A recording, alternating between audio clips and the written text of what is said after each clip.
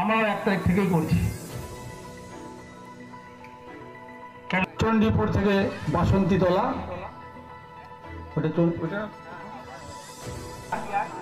আটিয়া থেকে দুটো রাস্তার উদ্বোধন হয়েছে, উদ্বোধন হলো, পরে এই 5টা রাস্তা হবে। 27টা রাস্তা টোটাল কারেন্ট ব্লকে উদ্বোধন হচ্ছে আছে, সেগুলো হবে। রাস্তা অনেক হচ্ছে, বিশেষ করে এবার বর্ষাটা খুব দীর্ঘমেয়াদী হচ্ছে, আবার বৃষ্টি হতে পারে।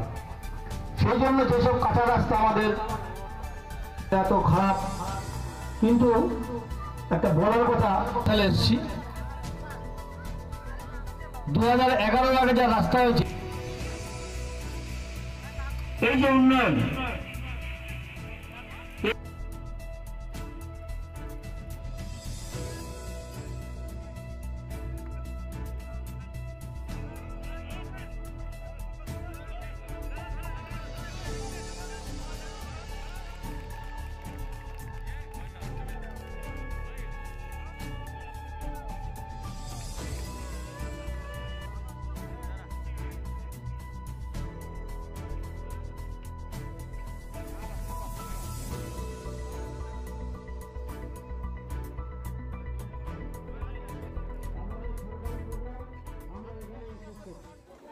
আজকে এখান থেকে দুটো রাস্তার সূচনা করা হলো।